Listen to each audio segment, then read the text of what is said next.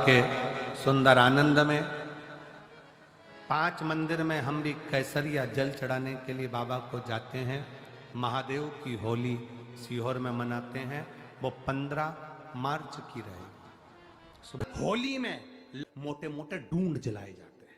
ढूंढा की राख तैयार होती है, उसका कालापन जो तैयार होता है उसको उठाकर ले आए और कपड़े में उसको छान कर राख तैयार कर कर 3-4 बार छानने के बाद उस भस्म को जो होली महादेव की होली के दिन रात के समय 12 बजे से 1 बजे के बीच में शिव जी को समर्पित कर देता है और उस भस्म को उठाकर उसमें घी मिलाकर मस्तक पर तिलक लगाकर चले जाता है। वो जिंदगी में कभी हार नहीं सकता, विजय ही पाकर आता है। उसकी कभी हार नहीं हो सकता, कभी हार नहीं सकता। शिव महापुराण की कथा कहती है वो भस्म विजयता को प्रदान करती है। आपको किसी से नहीं करना, किसी के हाथ नहीं जोड़ना, केवल वो भस्म का तिलक लगाकर जिससे आपका काम निकालना है उसके सामने पहुंच जाइए, आपको सुख का अनुभव हो जाए, कार्य सिद्ध। तो भस्म इतनी प्रबल होती है। 3 जगह पर भस्म को जरूर लगाएं। भगवान विष्णु देव ऋषि नारद से कह रहा है 3 जगह। पहला मस्तक, भुकोटियों के बीच में आज्ञा चक्र होता है। यहां पर जब भस्म का तिलक लगाया जाता है तो व्यक्ति कभी धोखा नहीं खा सकता, कभी भटक नहीं सकता, मार्ग निश्चित कर लेता है। आज्ञा चक्र, गले के नीचे जो खड्डा होता है उस जगह पर विशुद्धि चक्र होता है। शिव महापुराण की कथा करिए, यहां विशुद्धि चक्र है। शरीर को फाड़ोगे तो कोई चक्र नहीं मिलना, पर केंद्र बिंदु विशुद्धि चक्र का होता है। यहां पर जो भस्म लगाई जाती है, अगर मान लो हमें कोई औषधि की जगह विष भी दे दे तो वो अमृत बन जाता है। तो यहां विशुद्धि चक्र, जहां भस्म लगे। तीसरा, वक्षस्थल, जहां पर अनाहत चक्र होता है। यह चक्र कैसा चक्र है? अगर कोई व्यक्ति आपसे नफरत करता है, कोई व्यक्ति आपके लिए अपशब्द कहता है, कोई व्यक्ति आपसे नफरत करता है, अनाहत चक्र पर त्रिपुंड लगाकर, अनाहत चक्र पर भस्म रमाकर अगर आप उससे 2 या 3 बार मिल लीजिए, कितना भी विरोधी होगा वो आपके पक्ष में आ जाएगा। अनाहत चक्र 3 चक्र हैं, आज्ञा चक्र, विशुद्धि चक्र, अनाहत चक्र। और ये 3 चक्र पर लगी हुई भस्म जीवन का सुख दे जाती, जीवन का आनंद। एक चीज और ध्यान करिए महाराज, जिस लड़का और लड़की का विवाह नहीं होता, मंगल हो गया, शनि हो गया, राहु केतु हो गया, या विवाह नहीं हो रहा है, उसके लिए भी कहा जाता है कि कहीं से आप प्रयास करिएगा, कहीं से अगर मौका मिल जाए, कहीं से आपको किसी रूप में अगर चांदी का पत्रा मिल जाए, चांदी का थोड़ा सा पत्रा, कोई वो कहते हमारे यहाँ बर्क कह देते, पर असली चांदी की बर्क चाहिए। आजकल तो भगवान पे भी जो बर्क लगाई जाती है वो भी नकली है। असली चांदी की बर्क, उसको जलाकर उसकी जो भस्म तैयार करी जाती है, चांदी भस्म जो तैयार करी जाती है, उस भस्म से लड़का हो लड़की हो जिसका विवाह नहीं हो रहा हो, उसके हाथ में वो भस्म लगवाकर और बीच में हल्दी की एक बिंदी लगाकर शंकर के शिवलिंग का लेपन करा दिया जाए महाराज। प्रदोष के दिन, किसी भी प्रदोष में आप उसका लेपन करा दीजिए।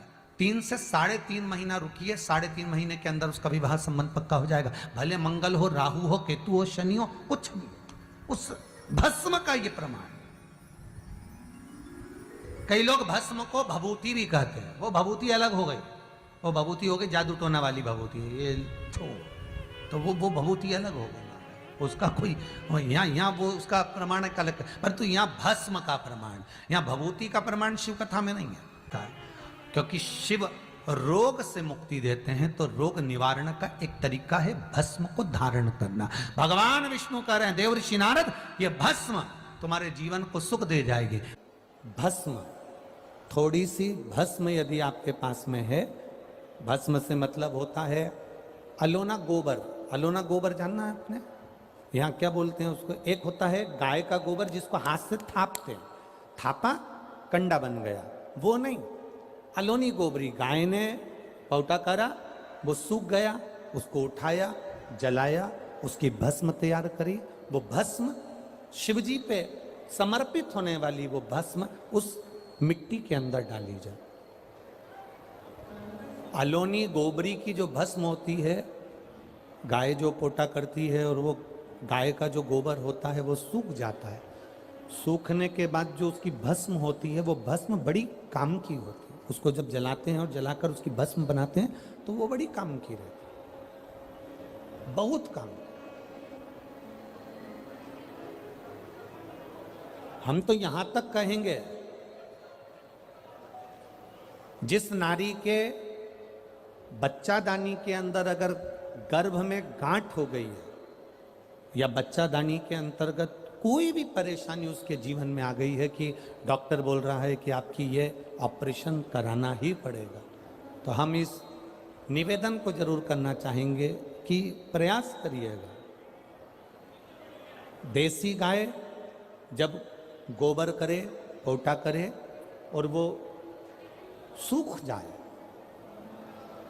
वो सूखा हुआ जो गोबर का पोटा रहे सूखा हुआ, उसको जलाकर उसकी भस्म तैयार कर कर देवाधिदेव महादेव को समर्पित कर कर उसको उठाकर डिब्बी में रख लीजिए। एक डब्बी में उसको रख लो और उस भस्म को 7 दिन तक लगातार थोड़ा थोड़ा सा उस भस्म को अपने उदर पर त्रिपुंड का भाव, उस भस्म से त्रिपुंड का भाव कि मेरा महादेव मेरे गर्भ की रक्षा करेगा, त्रिपुंड का भाव, और उसी भस्म को मुख में थोड़ा सा लेकर देवाधिदेव महादेव के चढ़े हुए जल का आचमन करिए।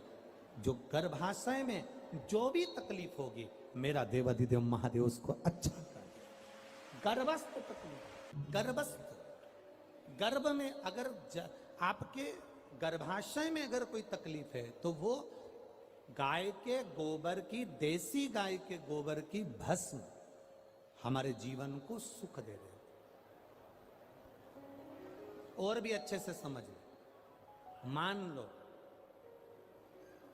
आप त्रिपुंड का भाव भी नहीं रख सकते, उदर के ऊपर त्रिपुंड भी नहीं बना सकते, तो केवल भस्म को लेपन ही आप गर्भाशय पर अगर करेंगे तो बाबा उस पर भी कृपा करता है। ऐसा नहीं,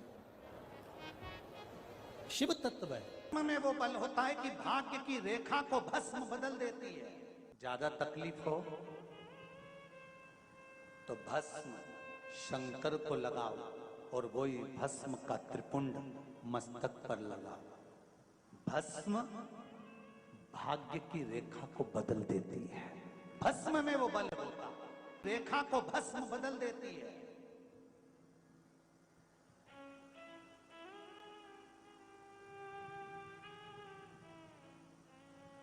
इसलिए नवरात्रे में माता जी की जब आराधना होती है तो वहां पर भी धूप छूटती है, उसमें भी भस्म एकत्रित होती है, उस भस्म को भी लोग पाते हैं। शिव मंदिर जाते हैं, वहां की भी भस्म लोग पाते हैं। दत्त मंदिर जाते हैं, वहां की भी भस्म लोग पाते हैं। गुरु गोरखनाथ जी का दर्शन करने के लिए गोरखपुर जाते हैं, वहां की भी भस्म लोग पाते हैं। संत, साधु, सन्यासी, तपस्वी, साधक जहां तप करते हैं वहां पर धूपाड़ा लगता है, वहां की भी भस्म लोग पाते हैं। वहां की भी भस्म लोग पाते हैं।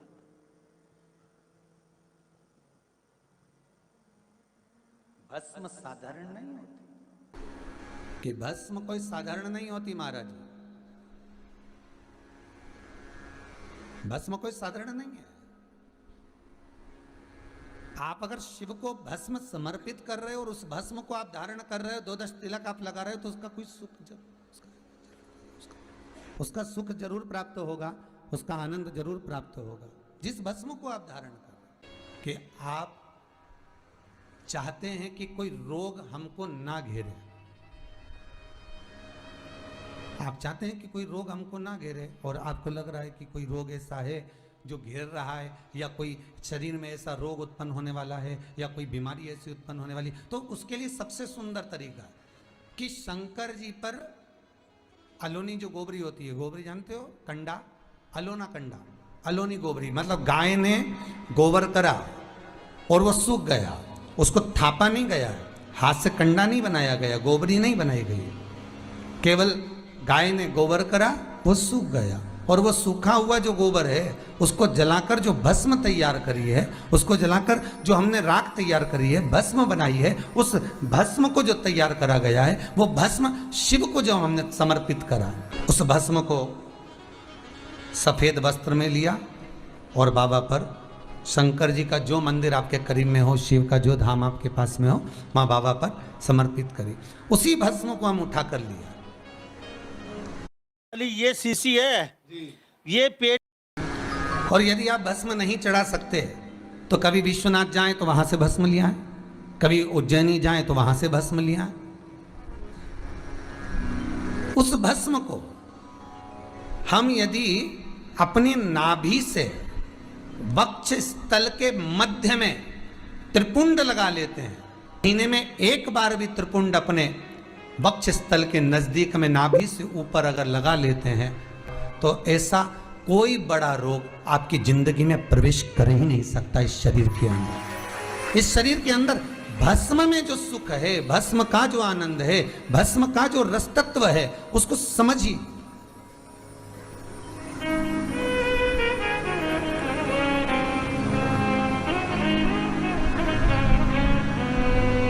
वो सहज और सरल नहीं है महाराज, वो बस पूरी कहानी गलत बताई है। अगर दुनिया के लोग सही कहानी बताते तो भतीजा और बुआ का संबंध खराब नहीं होता। कहानी गलत थी ना।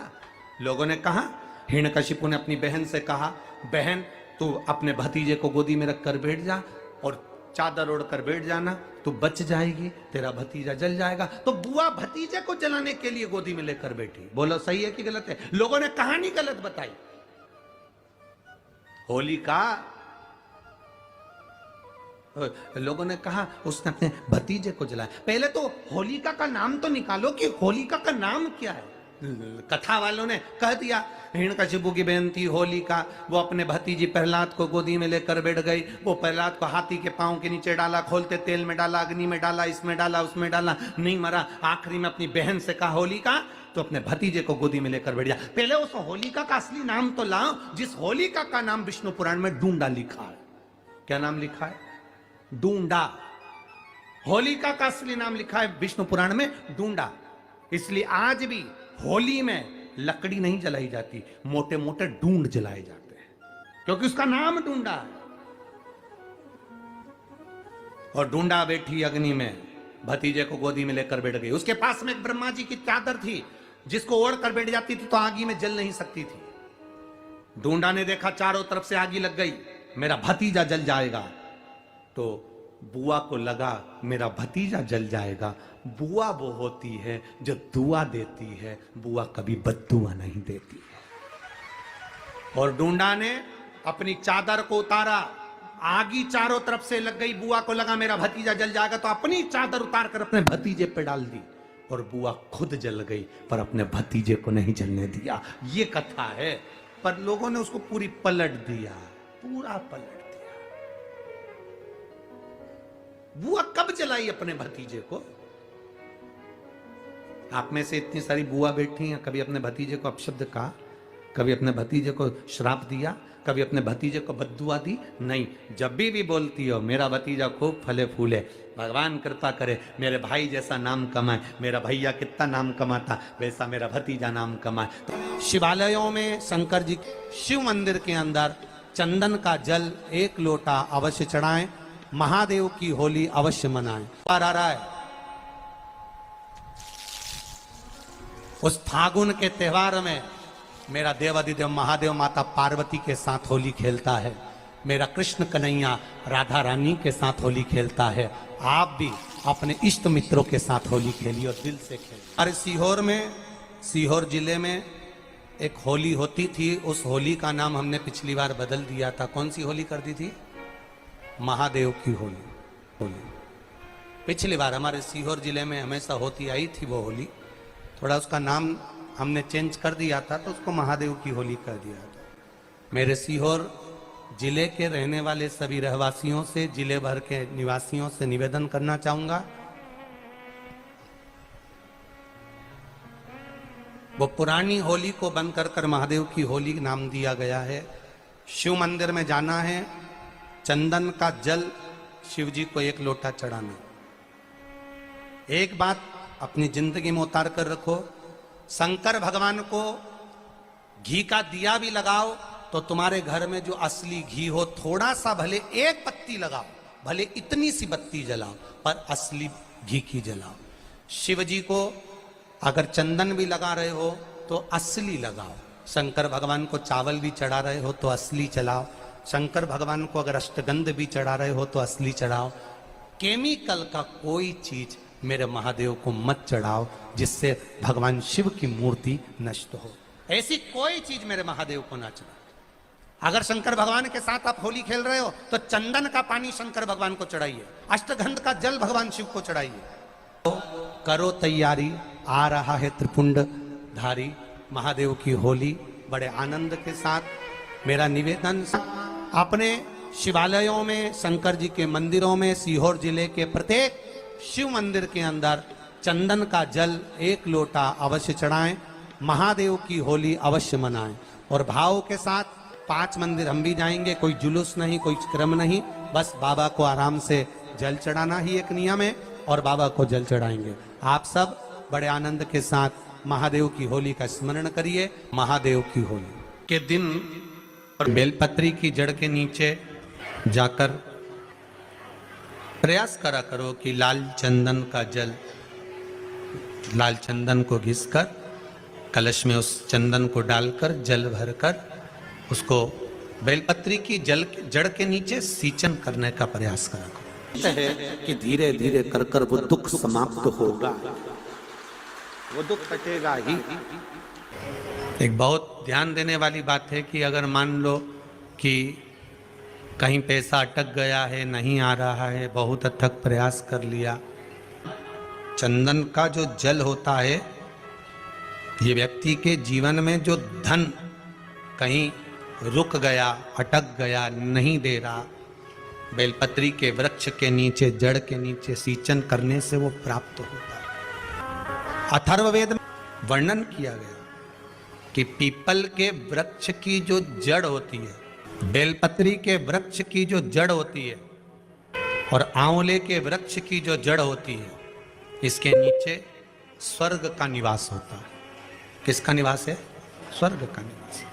जहां पर ये वृक्ष होता है और उस वृक्ष के नीचे बैठकर हम जब किस जल का सींचन कर रहे हैं, जैसे अभी आपको कहा था कि जल में अगर लाल चंदन मिला हो और आप बेलपत्री के जड़ में सींचन कर रहे हैं तो लक्ष्मी की आवक बढ़ेगी। कहीं पैसा अपना अटक गया, नहीं आ रहा, आएगा। पीपल की जड़ में इत्र का जल, पीपल की जो जड़ होती है उसमें इत्र का पानी, थोड़ा सा जल, उसमें थोड़ा सा इत्र का भाग हो महाराज, और आप भगवान पीपल देव, पिपलेश्वर महादेव का स्मरण कर कर पीपल की जड़ में अगर जल चढ़ा रहे हैं और मान लो शरीर में कोई कष्ट हो गया है, शरीर में कोई रोग हो गया है, कोई मालूम पड़े ये हाथ 4 दिन से दुख रहा है या 4 दिन से ये नस दब गई है या ये कमर दब रही है, तो आप 2-4 दिन कर कर देखो। कलश के अंदर जल, जल में इत्र का थोड़ा सा भाग, पीपल की जड़ के नीचे आप उसका सींचन करिए पिपलेश्वर महादेव के नाम से। उस जल को थोड़ा सा भाग लेकर आ जाओ उसी में से जो चढ़ाया है, और उस स्थान पर जहां कष्ट है उसको लगाना प्रारंभ करिए। 2 दिन 3 दिन कर कर देखो। प्रैक्टिकल करने में क्या जाता है? सीवर वाला महाराज झूठ बोल रहा हो तो कभी कभी अगर ऐसा लगे जीवन में कि दुख बहुत ज्यादा आ गया है, बहुत तकलीफ आ गई है, तो लाल चंदन को घिसकर उस लाल चंदन का लेपन भगवान शंकर पर कर कर फिर पानी चढ़ाओ। अगर कोई संकट भारी है और निकट रहा, जैसे किसी नारी का गर्भ नहीं ठहर रहा, 15 साल हो गए, 20 साल हो गए, 25 साल, जैसे इसने लिखा एक माता ने कि 18 साल की बेटी हो गई थी पर संतान में पुत्र नहीं, तो उसने भाव से कथा सुनी, ऐसे आपके भीतर अगर 20 साल हो गए, 25 साल हो गए, 30 साल हो गए, संतान का सुख ही नहीं है, लाल चंदन का लेपन बाबा भोलेनाथ पर करना प्रारंभ करो। पीठिका पर लाल चंदन का लेपन करना प्रारंभ करो। लाल चंदन से बाबा का श्रृंगार करना प्रारंभ करो। एक बेलपत्री पर लाल चंदन, दोनों पत्ती नीचे वाली, जो नीचे की जो 2 पत्ती होती है इस पे लाल चंदन, और बीच वाली पत्ती पर पीला चंदन लगाकर बाबा के शिवलिंग को समर्पित करिए। बाबा से प्रार्थना करिए, रोज प्रार्थना करो। परंतु एक बात का स्मरण रहे, 25 साल हो गए, 20 साल हो गए, 30 साल हो गए, संतान नहीं, तो पहले जल से अभिषेक कराना। अभिषेक कराकर उस जल का आचमन करने के बाद हाथ को खासा करना, धोना। उसके बाद में फिर वापिस बाबा का स्नान कराओ, फिर चंदन का लेपन कराओ, फिर 1 लोटा जल चढ़ाकर बाबा का स्नान कराओ। बाबा का बड़ा सुंदर भाव से लाल चंदन से जो अभिषेक करता है, बाबा को लेपन कर कर फिर जल चढ़ समर्पित करता है, निश्चित है उसकी गोदी मेरा देव अधिदेव महादेव जरूर भरता है। ये निश्चितता है। हम तो बेटियों से भी कहते हैं, जिसका विवाह नहीं हो रहा हो, 25 साल, 30 साल, 27 साल, 28 साल, 32 साल, 40 साल हो गए हो, नहीं हो रहा हो बेटा बेटी का विवाह, उसे लाल चंदन का प्रयोग अशोक सुंदरी वाली जगह पर 7 बिंदी लाल चंदन की लगाकर 7 बेलपत्र 7 बिंदी पर रखिए और महाराज अपनी कामना कर कर भगवान से आइए। बाबा देगा, करेगा। 3-4